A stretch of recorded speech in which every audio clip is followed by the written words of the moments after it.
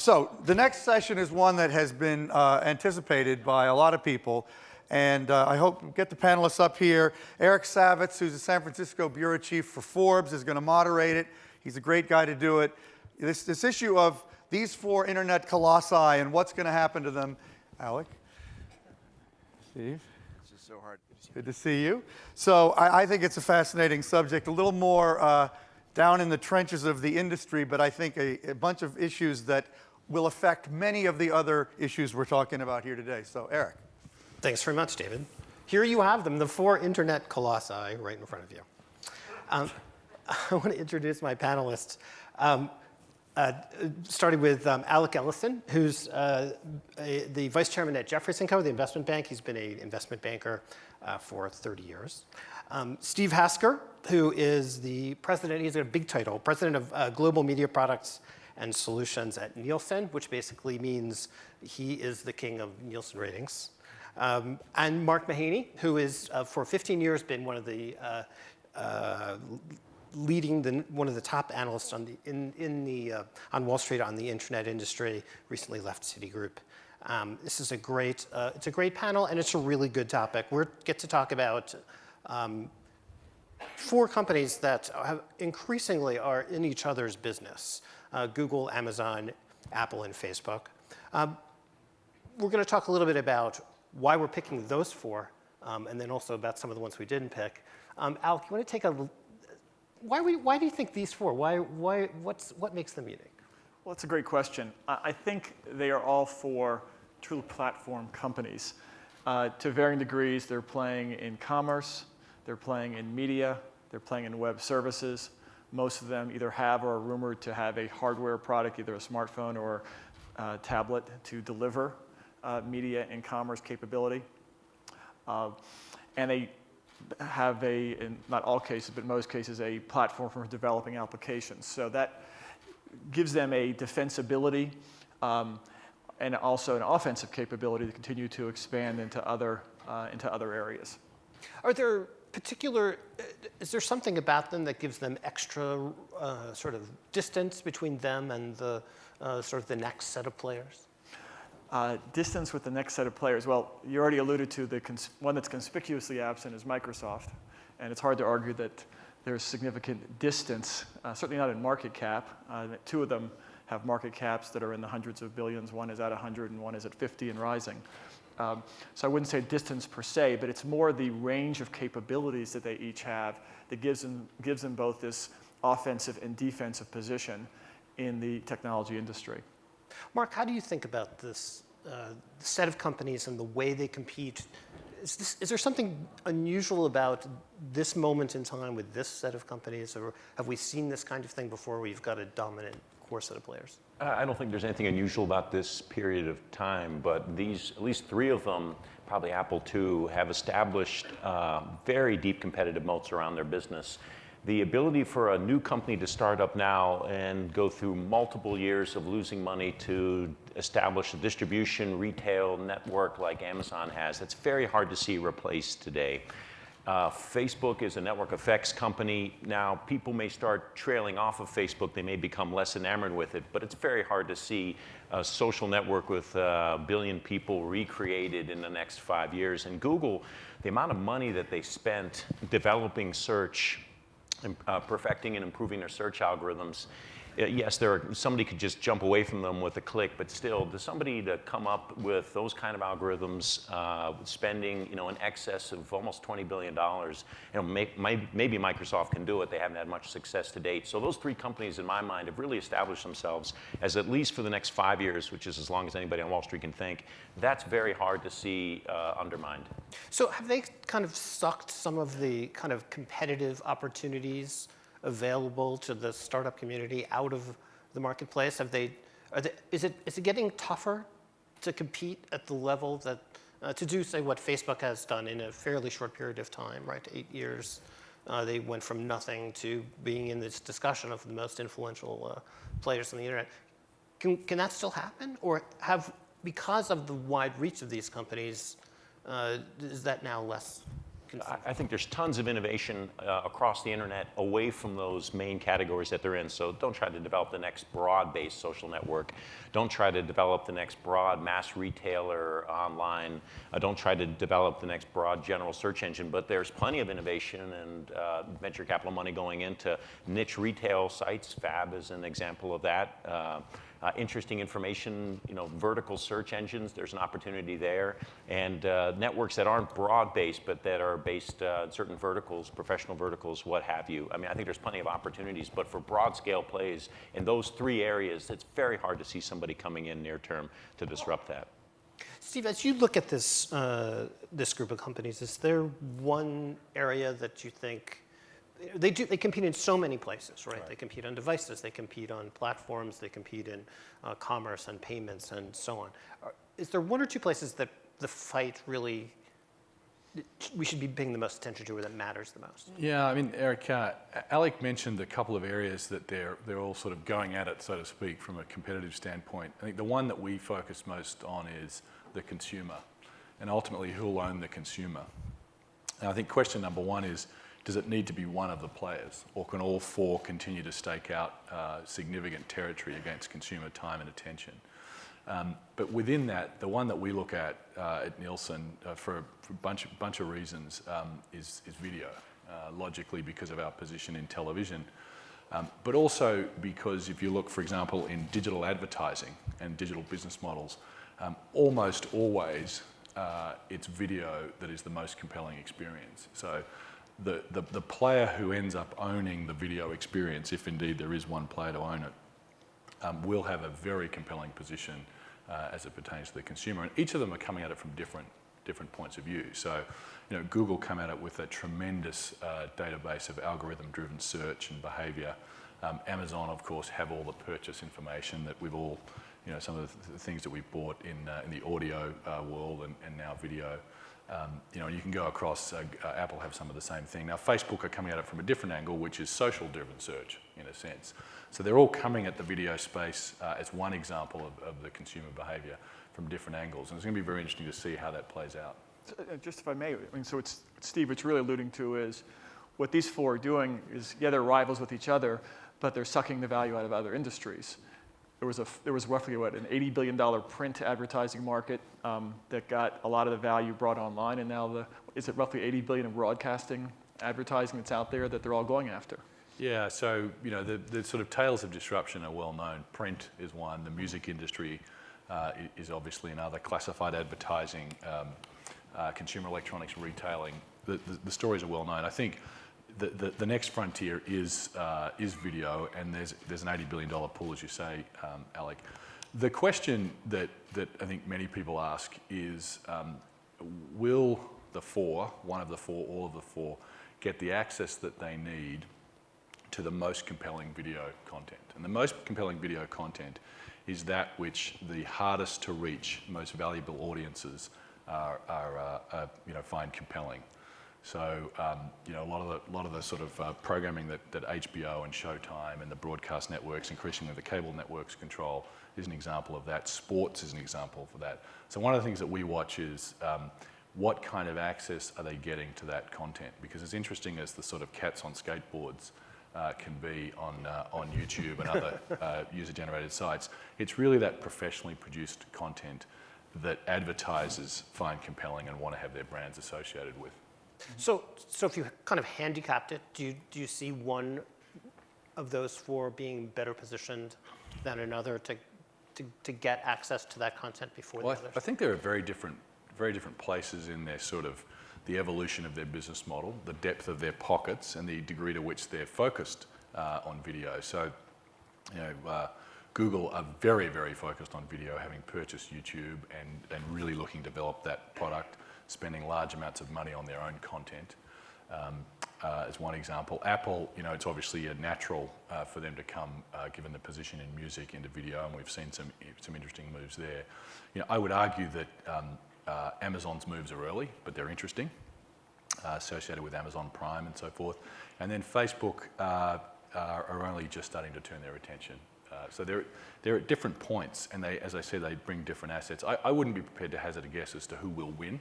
I think the first question, as I said before, is how many players can we all have delivering video content and video discovery experiences into our homes? And is it more than one? And if so, who is that likely to be? Mark, do you think video is the right place to focus here, or are there other points of competition that you think may be more defining in terms of how this plays out? Well, let me try something. The last panel we had here had to do with data, bigger data, biggest data. So you think about these 4 companies, who's got the most interesting data out there? Who's got the largest set of data? I think the answer is Google, that they've got more data than anybody else in the group. And Facebook may come in second, but then I'd push you a little bit further and think, well, who's got the most interesting data? Who's got the most commercially useful data, coming at it from a Wall Street perspective? And the people who know what you've purchased is one company. What you've searched for and what you've purchased is one company. Google has always tried to close that loop. They've never really been able to do that. Facebook's far, far from closing that loop. They only know you at the top of the funnel. Amazon gets you at the top of the funnel. They're watching you the whole way down, and then they get you at the end, or they understand you what happens at the end. So they actually, I think, not necessarily in total amount of data that they have on their consumers, but with 200 million active customers worldwide, and that's going to keep growing 25% year over year for several years. They're going to have the richest, I think, set of commercial data on consumers of all those 4 companies, I think. And they also know what you buy across a very increasingly broad range of products, services, et cetera. That, to me, is the database winner. Of the 4 companies, that, to me, is the most interesting one over the next 5 to 10 years. So how do they leverage that data that they have about our transactions? Well, they leverage it the way that people who want to make money do. They know what you're interested in, so they put products and services that you're interested in front of you, and they can service you, feed you, sell you. Basic retail, low margins, but that's fine. Alex, what is your, where would you be looking here in terms of the points of competition that might be sort of the defining concept? Well, I think that the amassing of data is certainly important, but it relates to what I'll call what's the stickiest site? What's the stickiest place that consumers are focused on? And I think, to me, user engagement, Facebook and Google are pretty sticky. Google is still the entry point for many into the web. I think Amazon, to Mark's point, is playing both an offensive and a defensive game. They're playing offense in terms of understanding you more and more, and on the defensive side, they just keep building their scale so that nobody can ever compete directly with them. It's what Walmart did in terms of brick and mortar. Amazon's building brick and mortar. It's at their distribution sites around the world, which are millions or tens of millions of square feet now. But so I think stickiness is key, and then, which, if you look at those 3, Apple, I think, is the weakest from a stickiness perspective. It's got the most, quote, valuable brand. It's the most valuable company in the world, but it has to maintain its innovation edge in order to continue its position in the marketplace. So do you... Just to add to that, I think the other thing that is probably obvious to everyone, but 2 of the 4 players have increasingly valuable real estate in a mobile environment, right, with operating systems that are becoming more and more pervasive as every day goes by. So, it's not to say that the other 2 can't catch up in that direction, but the other 2 have some challenges to do so. Very significant investments in iOS, very significant investments in Android, and as devices explode, as was talked about in the last panel, and consumers are ambivalent as to where they're accessing digital content, that position as owning the operating system could and should be a very interesting state going forward. I'm curious, when you look at the comparison of these 4 companies, Facebook, to me, in some ways stands out as being just less diverse. They've got their fingers directly in fewer of these pies than the other 3. They have a smaller market cap but higher sort of valuation metrics. Does Facebook deserve to be in this group? And do you think that Facebook extends its reach? There's been speculation over time about Facebook's going to get into the search business. Facebook is going to get into they're going to do a Facebook phone, was sort of a hot rumor for a little while. Alec, how do you look at that? Well, it's younger, so it's got its fingers in fewer places. But I always look at what is the market saying. I don't just mean the equity market. I mean the market for their goods and services. Facebook is a 55% EBITDA margin company. 55%. Amazon is at 6%, not surprising as a retailer. Google's at 44%. Again, when you're above that 40% level, which very few companies are in any industry, in tech it's Microsoft, Oracle, hard to name many others. But Facebook's at 55%. That tells you they have a tremendous position vis-a-vis their customer base, so the profits they're able to generate, which can fund them if they maintain their aggressiveness and speed into other areas. So they've been around less time, but that stickiness and that inherent position relative to their customers, I think, means they should very much be in this group. It really begs the question when you look at Amazon's margins. You know, it's like Steve was saying, you know, it's a retailer, so it's different. But will it be able to be as aggressive in funding growth into new markets? So that kind of leads me to a question I want to, I know you're smiling more because you know where we're going here, I think. It raises a question I have about when you look at these four companies and you think about their vulnerabilities and their relative points of strength. I'd like each of you to talk about, like, is there one of the four that you would, you'd have the most worries about, or that you think is maybe, or is the strongest of the four, or maybe underrated in one way or another? Think about the relative strengths of the four. Can I just add a comment? I'd touch on that, but add a comment to Alex's point. You know, I think Facebook definitely do deserve to be in this conversation and in all of our conversations as it pertains to the consumer, as it pertains to data and so forth, for a couple of reasons. Firstly, they've got 1 billion people using the service, and they're using it a lot. Engagement varies in different demographics. The fastest growing audience group in the US is now grandparents, right? Because it's very heavily a photo sharing site, and it just sort of starts to show you the power of the product and the service. 100 million people in the archipelago of Indonesia, 65 million Indians using Facebook now, likely to be 200 in a couple of years' time. So one is just the pure scale of the service. The second, and Alec touched upon it, is the access to the hardest to reach audiences. These are people who are not spending a lot of time on more traditional forms of media and information services, and so there's a real scarcity there. Thirdly, it's a companion in a lot of ways. So, you know, many of us are looking at how to reach consumers in different ways. Very often, Facebook is used in conjunction with something else, and that, I think, provides lots and lots of opportunities. And last but not least, maybe most interestingly, I think the idea that if Alec and I are friends on Facebook and somehow Facebook are able to get a message to me which says Alec likes Coke, that is more compelling to me than Coca-Cola. Coca-Cola. Well, you are a banker, so I just probably worth clarifying. Okay. Well, I see dangerous tweets happening. Yeah, as a humble researcher, we don't understand terms like that. But the point being that the fact that Alec likes Coca-Cola is much more compelling to me than Coca-Cola likes Coca-Cola. And I don't think, I think Facebook have been very, very transparent about this in the last couple of quarters. I don't think they've fully cracked a way to sort of harness that peer recommendation and get those products in front of me. But there's value to that social network, and there's value to harnessing that and putting products and services in front of me. And I think when you put those four things together, they are the youngest. They are they've had an interesting year. They're in the spotlight, but those are four very, very important assets. Well, Facebook Gifts is an attempt to do just this. It's new, but that's exactly what the intent is. So I want to come back to my previous question.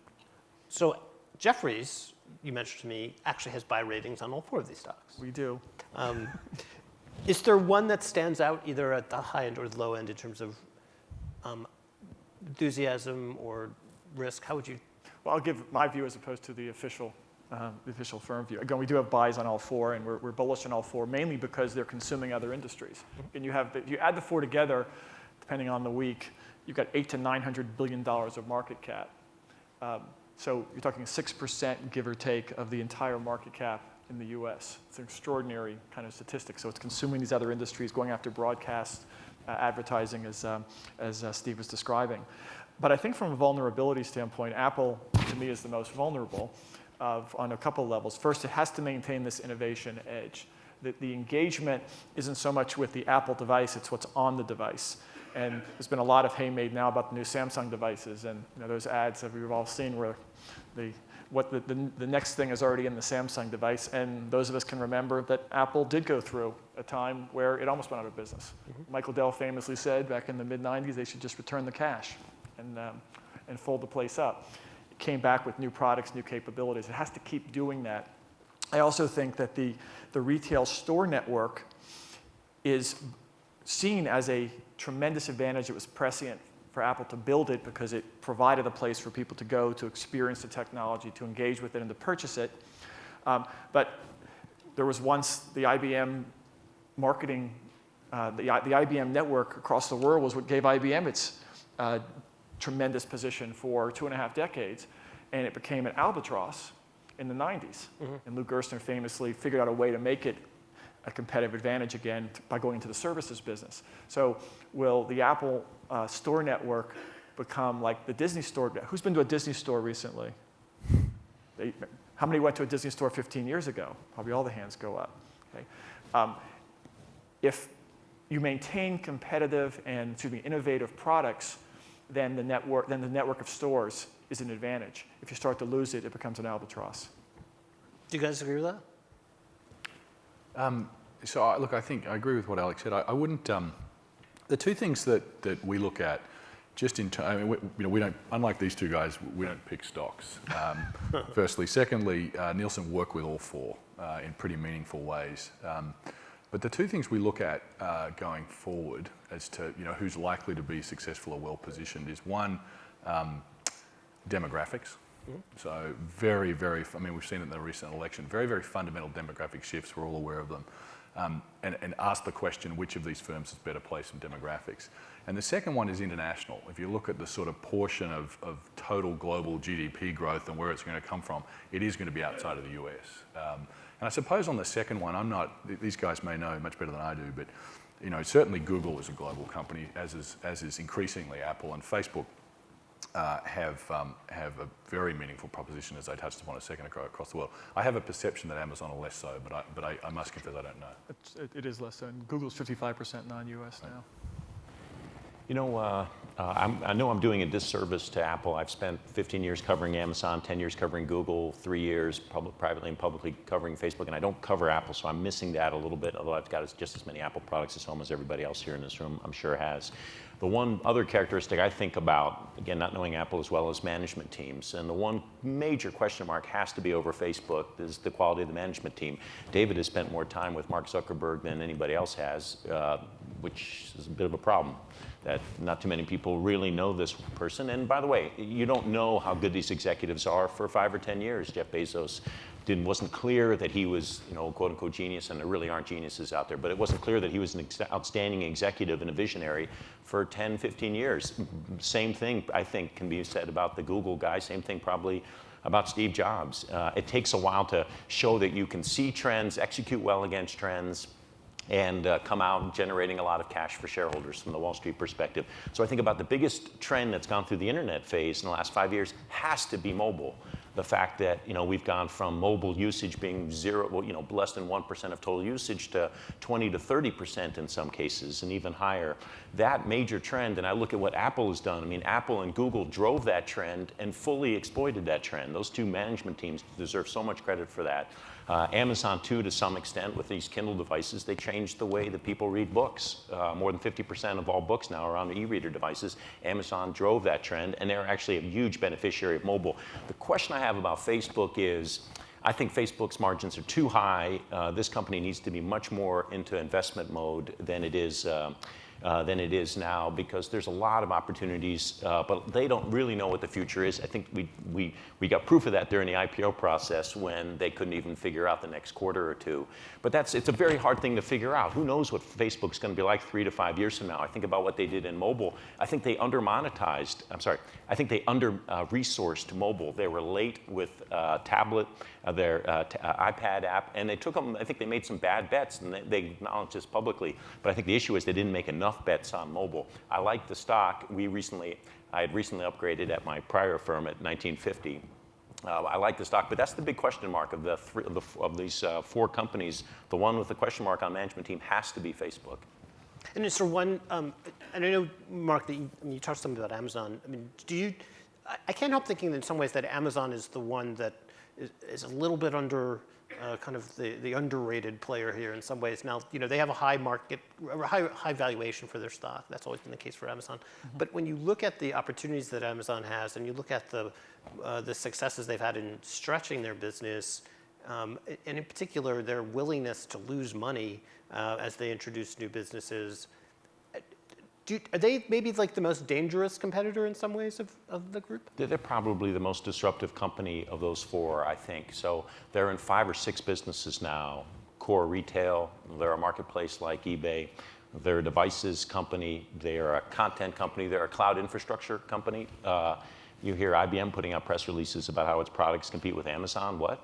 How did that come about? And then finally, they could be an advertising company. Amazon certainly has the traffic with which and the knowledge of the users who are coming to the site to monetize those interactions with advertising if they want to. And almost all of those categories, or at least in 3 of them, they're demonstrably gaining market share. And they're run by the same management team. I think a low-cost strategy works pretty well for the long term. You really develop very sustainable moats around the business when you run it at low margins. Very few companies want to come into Amazon's core business and try to compete with them at 1%, margins, 2% margins. That's unattractive to most investors. So I want to come back to, in essence, the formation of the basis of this panel. The first time I heard anybody talk about these 4 as sort of the Fantastic Four or the Fab Four, not counting the original Fab Four, it was phrased by Eric Schmidt. I think it was at maybe at the All Things D conference maybe, and he talked about the 4, and then he specifically left Microsoft out. And I wonder if we've kind of let one of the players form the basis of the discussion in a funny way. And I wonder if you could talk a little bit about Microsoft. Why are we not talking about Microsoft? Microsoft plays in mobile, they play in tablets, they play in content, and they play in many of the places where all of these guys are. Plus, they've got giant piles of cash, and they have more revenue than, well, not more than revenue than Apple, but more revenue than the other players. How do you guys think about Microsoft, and should they be part of this conversation? I think they were omitted because, well, there's obviously an agenda that Eric Schmidt had in omitting them, but there is a distinction in that all 4 of these have a degree of consumer engagement. We've discussed that it varies, but they all have a significant amount of engagement and stickiness, whereas Microsoft's stickiness is much more in the enterprise. Microsoft makes over 100% of its profit from Windows and Office. And we're all familiar with Office, but it's not in the consumer world, and so that's why they get left out. Have they been making moves to enter this group or be seen in that? Absolutely, through Windows Mobile, but it's the number 3 or 4 mobile operating system, and it's hard to expect there are going to be more than 2 that win. It's recently into hardware now for the first time, literally in the last several months. Surface looks like a great product. We'll see what the sales are over the holiday season, and again, entering with a phone as well. So that's why they were omitted, but it's not that they can't potentially enter the group. They've just been less consumer-oriented. Steve, I'm curious what you think, because in video, they have a play, particularly with Xbox. Yeah. And so maybe you can talk a little bit about that. Yeah, I mean, we also work with Microsoft. I think we share their excitement about the Xbox as a platform. I think if you look at the number of installed Xboxes with a two-way capability, you're talking about the largest or second largest cable MSO in the country. The question is whether they can then segue that into a really interesting position to own that consumer across all kinds of different experiences. At the moment, they have obviously started in the video game experience, and they're starting to do that. The Xbox devices are multifunctional. They're beefing them up with every release.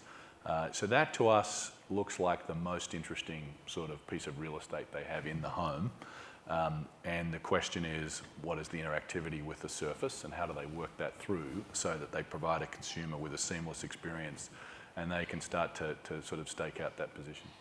Mark, were you recommending Microsoft? I never covered Microsoft. And I think it gets out of the Fab Four just because it's more enterprise-oriented. That's probably unfair. It probably should be in there. Okay. So if you look out, let's say 3 years from now, we're at its economy year 6, David? 5, 3?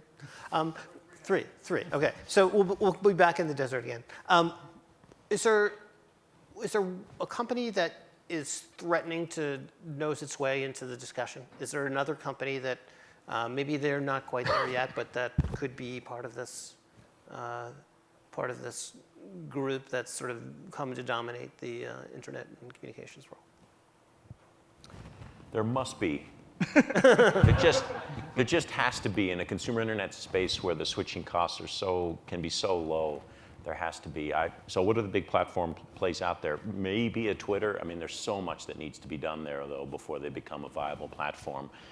The usage interface needs to develop so dramatically, but nonetheless, there's a heck of a lot of usage there. When we were talking beforehand, we were wondering maybe there's some international companies, maybe there's some Tencent in China. Maybe we should be considering that. It's just, what I find so interesting about these U.S. internet companies is that none of them are U.S. internet companies. They all have at least 50% of their profits, revenues, user base outside the U.S., usually more than that. So they've really been able to, for a variety of reasons, probably including cultural reasons, expand globally better than almost any other company. But that doesn't mean that we can't be surprised. Tencent's generating a huge cash profile. They probably have to do a lot of acquisitions, but that may be one of those Fab 5 companies in the future. And I'm sure I'm missing somebody else, but I think we can be absolutely certain that there'll be another disruptive company of this size within the next 5 years, just as we didn't know anything about Facebook as recently as 5 years ago, 7 years ago. Eric, I could answer the question. I don't know if somebody get my mic on, or else somebody can bring me one. But, there's a lot of equivalency that's been discussed about these companies, and a lot of presumption that they are heading into the same markets. And yet there's one company that is highly differentiated in a key way, which is that Google is the only one that has been prosecuted for antitrust. And it's been prosecuted in many geographies. And none of the other three have been subjected to that. So the question is kind of, I guess, should some of the others potentially face that? Or is it illogical for Google to face it? Or perhaps the third opportunity to answer is Google unduly concentrated in one business, and therefore that's why it is justifiably the only one facing this? Because to me, it's a very interesting question if these companies should be talked about in the same breath, that it's such a big difference. Yeah, that's a major risk for Facebook and for Google, and I'm sure that within the next 10 years, Apple and Amazon are going to face that kind of scrutiny as well. It just happens with large companies. And Google has such an ability to influence where traffic is. And when they do these things with Google Places and they disrupt companies like Yelp and TripAdvisor, I mean, it's almost blatant. It's at least a use of power, if not an abuse of power. Facebook has these dramatic privacy issues that they're going to have to confront. I mean, on one hand, they've got this massive database. On the other hand, the problem is they've got this massive database, and it's data that a lot of us don't want to have monetized. So I would imagine in the next one to be scrutinized, whatever the right word, investigated, will be Facebook, but along the way, both Apple and... Yeah, I don't think Amazon will be, because it's competing with the Walmarts of the world. More and more, the entire retail and distribution system, the brick and mortar players have online capability as well, so I think it's the least likely to be. Their percentage of the market is tiny. I'm sorry? Department of Labor. Oh, okay, yeah, but not from an antitrust perspective. Yeah. Yeah. Right, although it does, the other legal question here that comes up, right, is patents. And, we've seen that there's patent risk for some of these companies. They've been suing each other kind of serially in jurisdictions all over the place. Although it was very interesting that last night, Apple and HTC announced that they had settled their patent litigation in all jurisdictions, reached a 10-year license. So maybe we'll see sort of some gradual winding down. Certainly, I defer to the two guys on my side, but as the Wall Streeters, but there seems to be two pretty significant value creation opportunities for investors. One is if you own a patent that these guys need, it doesn't matter what the rest of your business looks like, that's a pretty big opportunity. And the second is the startups that get some traction in the minds of consumers, and there's a feeding frenzy amongst the big players to get hold of them and therefore take them off the game. Like the next Instagram. Right, exactly. Well, that raises an important point, is that you said who's going to be at Techonomy 6, so 3 years, who might prevail. Go out 10 years, and I would hazard that it's a company that is using a new technology that isn't yet economic. And the analogy I use is there were early social networks a decade ago. How many of you remember 6 Degrees? Probably not many of you. I've got some hands, good. Okay, so they were at 1.5 million users right before they went bankrupt, and as they were about to go bankrupt, what they were debating is, can we afford to let every member have his or her picture on the site?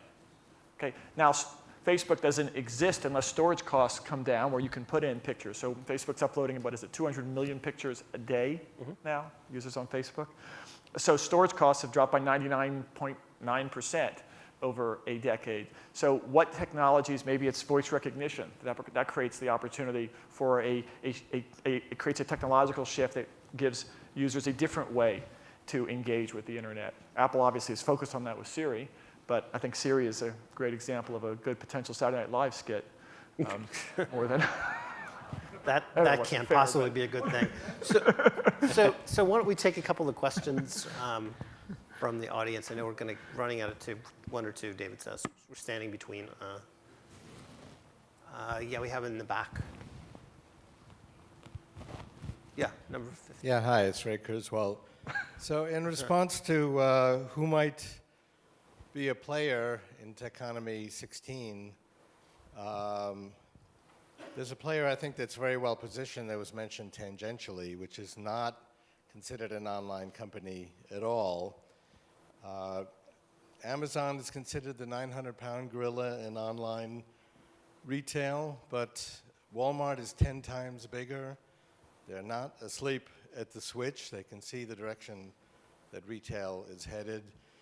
They can gain all of these elements of the stack, platform, all the different types of media, very, very quickly. There are ways to do that and be a very powerful player. They've got distribution everywhere, actually dwarfs Amazon. So I'd be interested in a reaction. But these online companies are not going to sit there just watching this transformation. I'll give you one thought on that, Ray. I think, if you look at why do the major, extremely well-funded, stocked with talent corporations often not adapt quickly, it's because they're going to eat their own lunch. And I think you hit upon it with the distribution asset. That is where a lot of their costs lie, and that's actually an asset as you go into the digital world. It's not the same kind of millstone around the neck that the record labels faced, that the newspapers faced, and so on and so forth in terms of protecting a business model. So I think that's an interesting one. Yeah, I would add that I talked to someone from Walmart Labs a week or two ago who mentioned that they were going to expand their presence in the Valley by like 50% over the next 12 months. So they're coming. We take one more over there. You've talked a lot about, Mark Bonchek with Orbit. You've talked a lot about content and commerce as competitive arenas. I wonder if you could speak about payments. So there's a sumo wrestling match going on between the credit card companies, Google Wallet, the telcos over the demise perhaps of the plastic card moving to mobile. Apple and Amazon have hundreds of millions of credit cards. Facebook doesn't as much, isn't moving in that space. How does payments factor into this evolution? I think payments is one of the most interesting areas of innovation now. It's where there's a lot of, obviously a lot of investment. My slight concern is that we had an enormous amount of investment into the local opportunity a few years ago, and that's been investment bust number one out of the recent internet IPO cycle. And then there's a lot of investment into the social gaming space in the internet, in the venture capital world, and that was investment bust number two out of the recent internet IPO cycle, but they can still come back. And I wonder about payments. Some of the directions that payments are going into, I wonder if there's investments into problems that don't exist. And I think about the in-store payments solution, and I've spent a lot of time using Square in stores. And I feel cool when I do it, but I didn't really save myself any time. I didn't really get any discount, got nothing. So I just wonder about the amount of not to mention that particular company, but there's a lot of investments in that area, and I wonder if there really is a problem that's being solved. That all said, eBay is extremely well positioned in terms of payments online. They have never been materially impacted. And as payments go mobile and as commerce goes mobile, there's a chance for them to really have a very large share of all the payments that are of alternative payments, that 10 to 15% of all payments. But whether there's really going to be dramatic disruption of the 85% of all payments, I don't know. I guess I'm skeptical because I'm skeptical that there's something fundamentally broken there, but I'd love to be corrected. I would just add, I think payments is a little bit of a Trojan horse. It's not the direct industry you target to consume, like print advertising or broadcast advertising or even transportation with Google's automobile. Payments is an enabler to get into other industries, be it financial services or parts of the retailing world. So it's I don't think it has the volume of dollars to go after some of these other markets do. I think we are beyond out of time. You wanted? She's been waiting. All right. Okay. Tokumbo Ishmael Alithiev, Lagos, Nigeria. We talk about Africa as the next frontier, and there's a lot of talk about 140 million users on the internet. And of the 4 players we're talking about, Amazon is the one who seems least into the market and is certainly the most unrecognized of the brands. And related to Ray's question, with Walmart coming in and recognizing the continent as a place to tap 1 billion consumers, can you comment on Amazon's potential role on the continent or not? Yeah, I'll be real quick. And I thought, Ray, actually, I just didn't, because somebody else answered your question. I thought in terms of the long-term risks to Amazon, there've always been the potential for multi-channel retailers, really good, innovative multi-channel retailers to cap Amazon's long-term market share. I think about Amazon, I'm surprised that Amazon doesn't have distribution facilities on the ground in Brazil. It doesn't have distribution facilities on the ground in India. And I'm somewhat surprised they don't have them in the ground in parts of Africa as well. The challenge that Amazon has is when they actually, I bet you Amazon Web Services has probably got a reasonable presence in Africa, but in terms of a physical presence, it's just a little harder. You got to figure out I guess you need good payments solutions live in whatever the market is, and you need decent infrastructure. And I know that means a lot of markets are near-term off the market. For a company that's as long-term oriented as Amazon, I'm actually surprised they haven't made more of an effort in some of those markets, including Africa. And with that, I think we're about out of time. Thank you, guys.